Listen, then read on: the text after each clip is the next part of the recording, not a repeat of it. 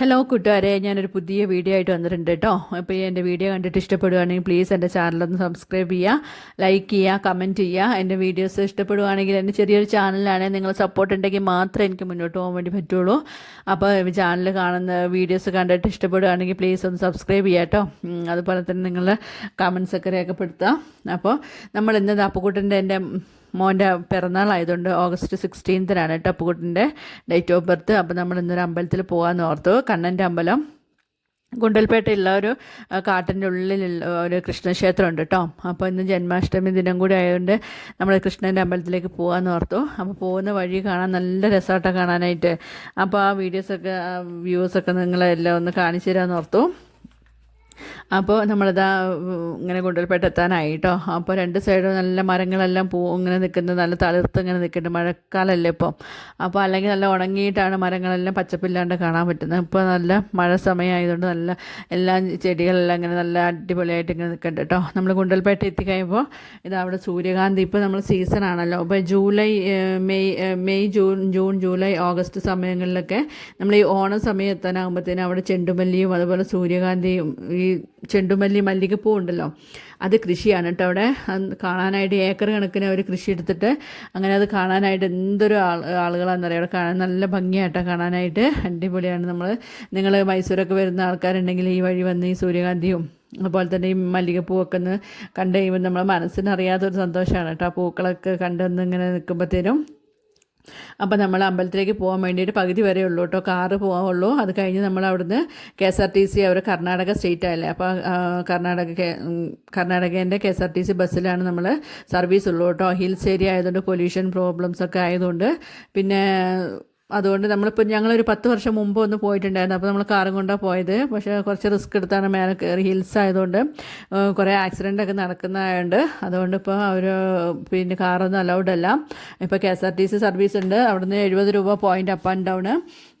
അപ്പോൾ പോകുന്ന വഴി കാണാൻ നല്ല ഭംഗിയാണ് കേട്ടോ. അപ്പോൾ അപ്പുക്കുട്ടനെ കൊണ്ട് ക്യൂ നിൽക്കാനൊന്നും പറ്റില്ല. 2-3 കിലോമീറ്ററോളാണ് ക്യൂ കേട്ടോ, ബസ് ടിക്കറ്റിന് വേണ്ടിയിട്ട്. അപ്പോൾ അപ്പുക്കുട്ടനെയും കൊണ്ട് എന്തായാലും നിൽക്കാൻ പറ്റില്ല. അപ്പോൾ അതുകൊണ്ടൊരു പോലീസുകാരൻ്റെ അടുത്ത് റിക്വസ്റ്റൊക്കെ പറഞ്ഞപ്പോഴത്തേനും അവർ എന്ത് ചെയ്തു, അപ്പോൾ നമ്മളെ കയറ്റി അങ്ങനെ കടത്തി വിട്ടു.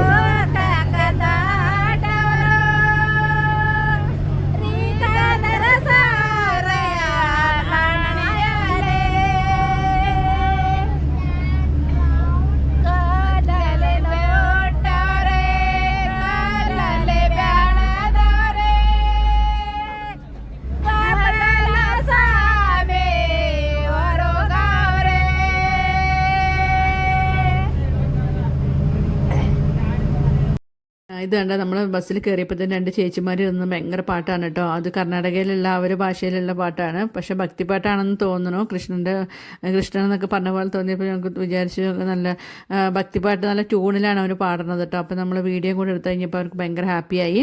ഇത് നമ്മളെ ഏറ്റവും ഉയരത്തിൽ സ്ഥിതി ചെയ്യുന്ന ഹിമവത് ഗോപാലസ്വാമി ബേട്ട അഥവാ ഹിമവൽ ഗോപാലസ്വാമി ടെമ്പിൾ എന്ന് അറിയപ്പെടുന്ന ഒരു അമ്പലത്തിലേക്കാണ് നമ്മളിപ്പോൾ പോകുന്നത് കേട്ടോ. അവിടെ നമ്മൾ ഈ സൂര്യകാന്തിയൊക്കെ കാണാൻ വരുന്ന ആൾക്കാർ ജസ്റ്റ് ഒരു 16 കിലോമീറ്റർ ഉള്ളിലാണ് ഈ അമ്പലം. അവിടെയും കൂടെ ഒന്ന് പിന്നെ പോകാനായിട്ട് ശ്രമിക്കുക കേട്ടോ. നല്ല രസമുള്ളൊരു സ്ഥലങ്ങളാണ്. വെക്കേഷൻ ടൈമൊക്കെ ആയി കഴിയുമ്പോഴത്തേനും ഇവിടെ 8:30 തൊട്ടിട്ട് 4:30 വരെയാണ് ബസ് സർവീസ് ഉള്ളത് കേട്ടോ. അപ്പം ബന്ദിപ്പൂരിൻ്റെ ഒത്ത നടുക്ക് കാട്ടിനുള്ളിലാണ് കേട്ടോ ഈ 700 വർഷം പഴക്കമുള്ള ഈ അമ്പലം സ്ഥിതി ചെയ്യുന്നത്. 1450 മീറ്റർ ഉയരത്തിലാണ് സ്ഥിതി ചെയ്യുന്നത് ഈ അമ്പലം കേട്ടോ. ഇത് ഗുണ്ടൽപേട്ടയിൽ നിന്ന് 16 കിലോമീറ്റർ തെക്ക് പടിഞ്ഞാറായിട്ടാണ് ഈ സ്ഥിതി ചെയ്യുന്നത് കേട്ടോ. അതിമനോഹരമായ എന്താ പറയുക, അങ്ങനെ നല്ല മലനിരകളിലാണ് ഈ അമ്പലം ഉള്ളത് കേട്ടോ. അപ്പോൾ നമ്മൾ പോകുന്ന വഴിക്ക് കണ്ടില്ല, അതുകൊണ്ട് ഇതുപോലെ കല്ലുകൾ, ഉരുളൻ കല്ലുകൾ ഇങ്ങനെ പതിച്ചു വെച്ചേക്കുന്ന പോലെയാണ് കാണാനായിട്ട്. നല്ല അടിപൊളി ആയിട്ടുണ്ട് കാണാൻ കേട്ടോ. അപ്പോൾ സമുദ്രനിരപ്പിൽ നിന്ന് 4770 അടി ഉയരത്തിലാണ് സ്ഥിതി ചെയ്യുന്നത് കേട്ടോ ഈ അമ്പലം. ഇതിന് ദക്ഷിണ ഗോവർദ്ധനഗിരി എന്ന പേരും കൂടി ഉണ്ട് കേട്ടോ ഈ അമ്പലത്തിന്.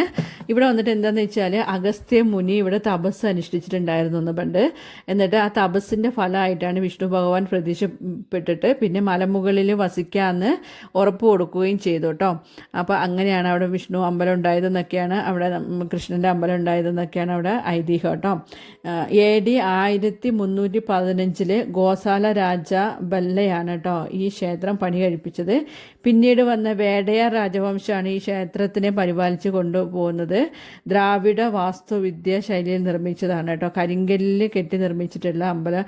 അതിൻ്റെ ഈ 6 അടി ഉയരമുള്ള ഓടക്കുഴൽ ഏന്തിയുള്ള കൃഷ്ണൻ്റെ പ്രതിഷ്ഠയാണ് കേട്ടോ അവിടെ ഉള്ളത്. ആ കൃഷ്ണൻ്റെ പ്രതിഷ്ഠ കാണുമ്പോൾ തന്നെ നല്ല ഭംഗിയാണ് കേട്ടോ. അപ്പോൾ പിന്നെ വർഷത്തിൽ കൂടുതലും ഈ മഞ്ഞ് ഫുൾ ടൈം അവിടെ അമ്പലത്തിൻ്റെ ആ സൈഡ് ഫുള്ളായിട്ട് മഞ്ഞാക്കി, ഹിൽസ് ഏരിയ ആയതുകൊണ്ട് വർഷത്തിൽ ഫുൾ ടൈമും അവിടെ ആ അമ്പലത്തിൻ്റെ അടുത്ത പരിസരത്ത് മഞ്ഞുള്ളത് കൊണ്ടാണ് അവിടെ ഹിമവത് എന്ന് പേര് വന്നത്.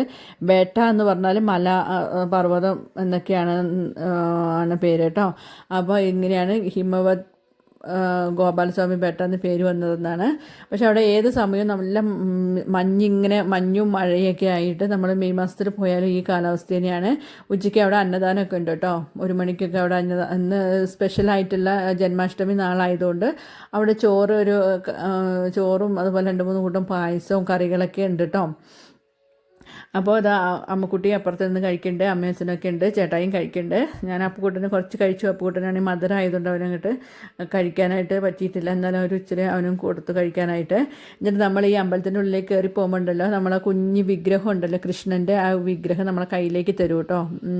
എന്നിട്ട് നമ്മൾ ആദ്യം നമുക്ക് തീർത്ഥം തരും. നമ്മൾ കൈ നല്ല ശുദ്ധി ചെയ്ത് നല്ല കൈയൊന്ന് കഴുകിയതിന് ശേഷം നമ്മൾ ആ കൃഷ്ണൻ്റെ വിഗ്രഹം കയ്യിലെടുത്തുകൊണ്ട് ഇങ്ങനെ ഒന്ന് ആട്ടിക്കൊണ്ടിരിക്കുക കുറച്ച് നേരം. നമുക്ക് ആ കൃഷ്ണൻ്റെ വിഗ്രഹം കാണുമ്പോൾ നമുക്കറിയാം കണ്ണിന്ന് വെള്ളം വന്നു പോകും. അത്ര ഭംഗിയുള്ള നമ്മളെ കുഞ്ഞ് കൃഷ്ണനെ. എന്നിട്ട് നമ്മുടെ കൃഷ്ണനെ എൻ്റെ അപ്പൂൻ്റെ കയ്യിലേക്ക് കൊടുത്ത് അപ്പൂനെ കൊണ്ട് തൊഴിയിച്ച് അമ്മൂനെയൊക്കെ കൊണ്ട് തൊഴിയിച്ച് അത് കഴിഞ്ഞ് നമ്മൾ അവിടുന്ന് നല്ല മഴയൊക്കെ ആയിരുന്നു. ക്ലൈമറ്റ് ശരിക്കും എന്താ പറയുക, ഭയങ്കര ചെവിൻ്റെ അകത്തേക്ക് അങ്ങനെ മഞ്ഞും കാറ്റും മഴയൊക്കെ അടിച്ച് കയറുകയാണ്. വിറച്ചിട്ടൊരു രക്ഷയിൽ നിൽക്കാനായിട്ട്.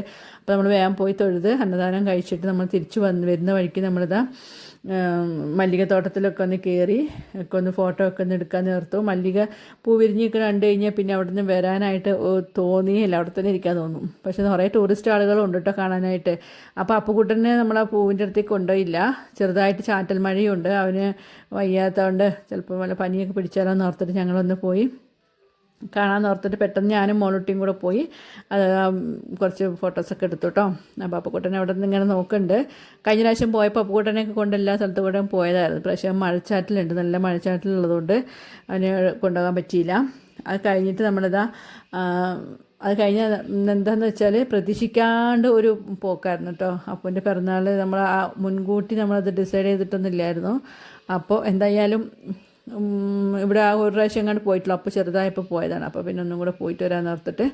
അപ്പോൾ നിങ്ങൾ എന്താണെന്ന് വെച്ചാൽ നിങ്ങളും കൂടെ ഈ ഇതൊക്കെ ഒന്ന് കാണാനായിട്ട് ശ്രമിക്കുക കേട്ടോ. നമ്മൾ വെക്കേഷൻ ടൈമുകളെന്ന് പറഞ്ഞാൽ ഈ സമയത്താണ് നമ്മൾ ഈ സാറ്റർഡേ സൺഡേ ലീവ് ഉണ്ടാവുമല്ലോ, ആ സമയത്തൊക്കെയാണ് പിന്നെ വരാനായിട്ട് ഇപ്പോൾ പറ്റുള്ളൂ. വെക്കേഷൻ ടൈമിൽ എന്താണെന്നറിയോ, ഇത് പൂക്കാനൊന്നും ആയിട്ടുണ്ടാവില്ല. അപ്പോൾ അവരത് വിത്ത് മുളപ്പിക്കാനായിട്ടുള്ള സമയമായിരിക്കും. നമ്മൾ ഈ ഓണം സീസണിലാണ് ഇത് നല്ല പൂവായിട്ട് നല്ല രസമായിട്ട് കാണാൻ വേണ്ടി പറ്റുള്ളൂ കേട്ടോ.